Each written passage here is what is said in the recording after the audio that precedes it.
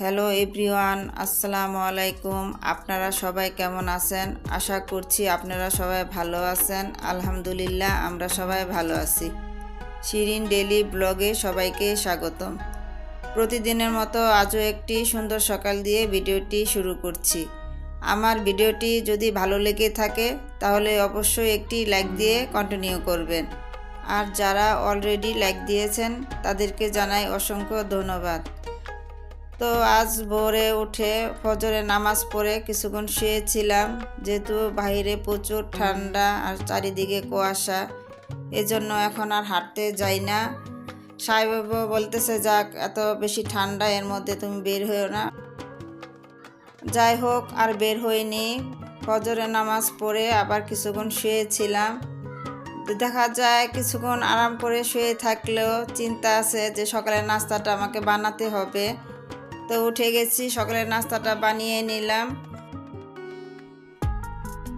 তো এখন ঘরে আরও বেশ কিছু কাজ আছে, এগুলি আমি এখন করে নিব। যে কাজগুলো আমি প্রতিদিনই করি, যেহেতু আমার নিজের কাজ আমি নিজেই করি, ভালোবেসেই করি। আমার সংসার কাজ করতে কখনো আলসেমি হয় না, আমি খুব এইভাবেই কাজ করি।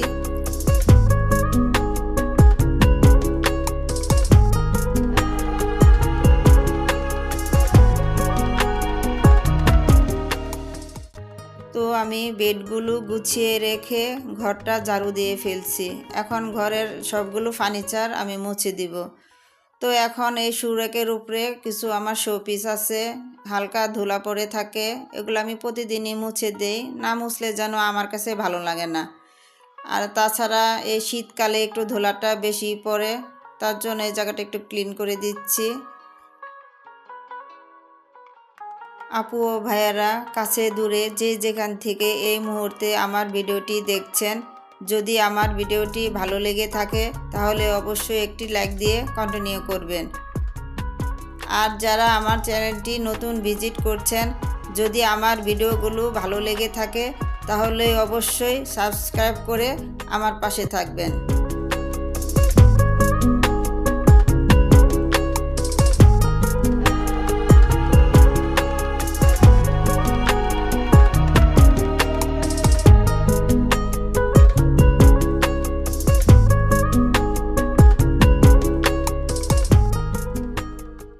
তো আমি কথা বলতে বলতে ঘরের বেশ কিছু কাজ করে নিয়েছি, ঘরের ফার্নিচারগুলো সব মুছে দিয়েছি। তো আপুরা, আমার এই গাছগুলো দেখতে কেমন হয়েছে আমাকে কমেন্টস করে জানাবেন। তো এক আপু আমাকে কমেন্টস করেছে আমি এখন কেমন আছি। আলহামদুলিল্লাহ, আল্লাহর অশেষ রহমতে আমি বেশ ভালো আছি। আল্লাহ চাইলে আমাকে আরও খারাপ রাখতে পারতেন, তবে আমি এখন যেমন আছি আলহামদুলিল্লাহ বেশ ভালো আছি। আমার আল্লাহর উপর অগাধ বিশ্বাস আছে, তিনি আমাকে কখনো হতাশ করবেন না, ঠিক সময় আমাকে উত্তমটাই দিবেন ইনশাল্লাহ। আর তার অপেক্ষায় ধৈর্য নিয়ে আছি। অবশ্যই তার পরিকল্পনা আমার পরিকল্পনার থেকে অনেক সুন্দর, তাই আমি আল্লাহর উপর খুব ভরসা করি। আল্লাহর উপর আমার অগাধ বিশ্বাস তো আছেই।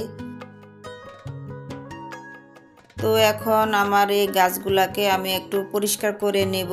এই গাছগুলা বেশ কিছুদিন হয়েছে আমি পানির মধ্যে রেখে দিয়েছি। তো কিছুদিন পর পরই পরিষ্কার করতে হয়, না হয়তো দেখা যায় যে পানির মধ্যে একটু হালকা শ্যাওলা পড়ে যায়, দেখতে খুব বাজে লাগে। এজন্য আমি কিছুদিন পর পরই গাছগুলোকে পরিষ্কার করে দিই। আর এই গাছগুলো আমি নার্সারি থেকে নিয়ে আসছিলাম।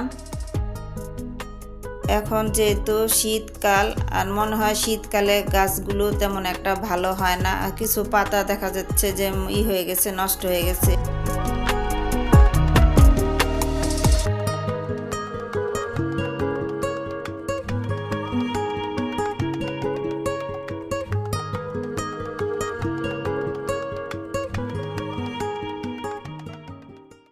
তো আমার যেই গাছগুলো পানিতে রাখি ওই গাছগুলো আমি কিছুদিন পর পরই এইভাবে ধুয়ে দিই।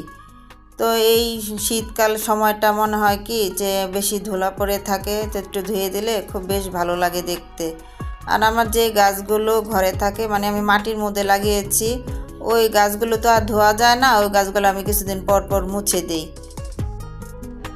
তো আমি গাছগুলোকে এইভাবেই যত্ন করে থাকি। আর গাছগুলোকে যত্ন করলে না অনেকটা সময় দিতে হয়, এজন্য আমি প্রায় ঘরের বেশ কিছু কাজ করে নিয়ে পরে গাছগুলো নিয়ে বসি, যাতে আমার ঘরের কাজেরও সমস্যা না হয়। আর গাছ না আমি খুব ভালোবাসি, আর গাছ দিয়ে ঘর সাজাতে আমার কাছে খুব ভালো লাগে। শুধু যে আমি তাই না, প্রত্যেকটা মেয়েই হয়তো গাছ খুব ভালোবাসে, ঘর সাজাতেও পছন্দ করে। তো কথা বলতে বলতে অনেক কথাই বলে ফেলছি। এদিকে আমার গাছগুলো পরিষ্কার করা হয়ে গেছে। তো আমি এখন রান্নাঘরে চলে যাব, রান্না করতে হবে। ভিডিওর এই পর্যায়ে এসে আমি আপনাদের কাছে আবার রিকোয়েস্ট করব যে আমার ভিডিওটি যদি ভালো লেগে থাকে অবশ্যই একটি লাইক দিয়ে দিবেন, আর আপনাদের মূল্যবান একটি কমেন্টস করে দিবেন।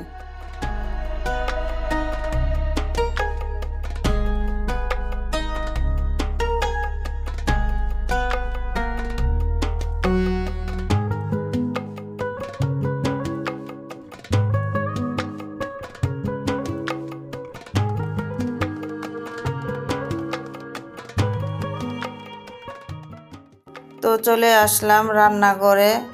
তো আজকে ভাবতেছি আলু ভর্তা করব। আপনাদের ভাইয়া বলতেছে যে অনেক দিন হয়েছে তুমি আলু ভর্তা করো না, যেহেতু নতুন আলু, আর নতুন আলুর আলু ভর্তা খেতে না অনেক মজা লাগে। তো এখন আলুগুলোকে আমি সিদ্ধ দিয়ে দিব।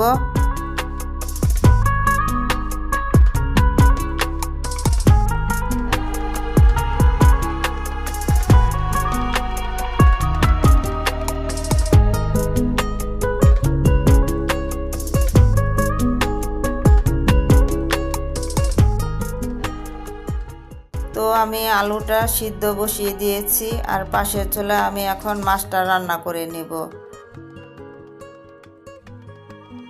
তো মাছের মধ্যে শীতকাল যেহেতু বেশি করে টমেটো দিয়ে, বেশি পেঁয়াজ দিয়ে মাছটাকে আমি ভুনা করে নেব। তো আমার ছেলেটা না সব মাছ পছন্দ করে না, মানে যেই মাছের কাঁটা থাকে ওই মাছগুলো একেবারেই পছন্দ করে না। তো কিছু কিছু মাছ আছে কাঁটা কম, ওগুলাই পছন্দ করে। তো সবসময় তো আর ওইভাবেই করা যায় না। যাক, রান্না করা হয়ে গেছে।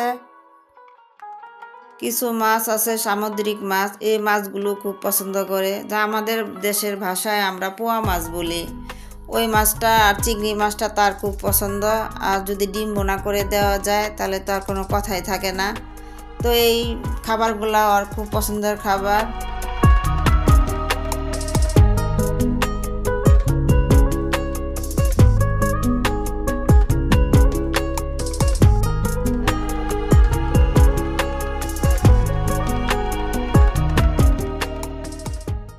তো আমার সবজিটা প্রায় রান্না করা হয়ে গেছে।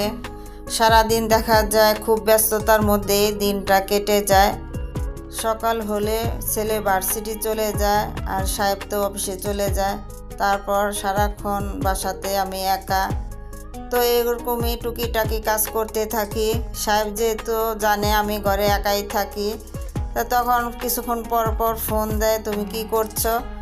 তখন ফোন রিসিভ করে বলি যে আমি কাজ করছি। তখনই বলে কি ব্যাপার? আমি যখনই ফোন দেই তখনই খালি বললো তুমি যে কাজ করছো। কি কাজ এত ঘরে? আসলে আপু ও ভাইয়ারা বলেন তো, সংসার মানে কি? সংসারে কি কাজ থাকে না?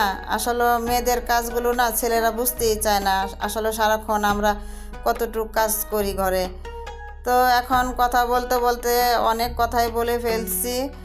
তো এখন আমি আলু ভর্তাটা করে নিব। তো ভাবতেছি যে আজকে আরও দুটো ভর্তা বানাবো, সরিষা ভর্তা বানাবো আর ধনিয়া পাতার ভর্তাটা বানাবো। তো আপুরা, আপনারা কে কে আমার মতো ভর্তা খেতে পছন্দ করেন কমেন্টস করে জানাবেন আমাকে। আর শীতকালীন কিছু ভর্তা আছে বানালে মানে ভাত খেতে খুব মজা হয়, যেমন আমরা খুদের ভাত বলে থাকি। খুদের ভাত দিয়ে ভর্তা খেতে খুব ভালো লাগে। তো আজ ভিডিওটি আর বড় করব না। ভিডিওর এই পর্যায়ে এসে বরাবরের মতো আজকেও আমি আপনাদের রিকোয়েস্ট করব, যারা এখনও ভিডিওটি লাইক দেননি প্লিজ একটি লাইক দিয়ে দিবেন, আর ভিডিও রিলেটেড একটি হেলদি কমেন্টস করে দিবেন তখনই যখন আমার ভিডিওটি আপনাদের কাছে ভালো লাগবে।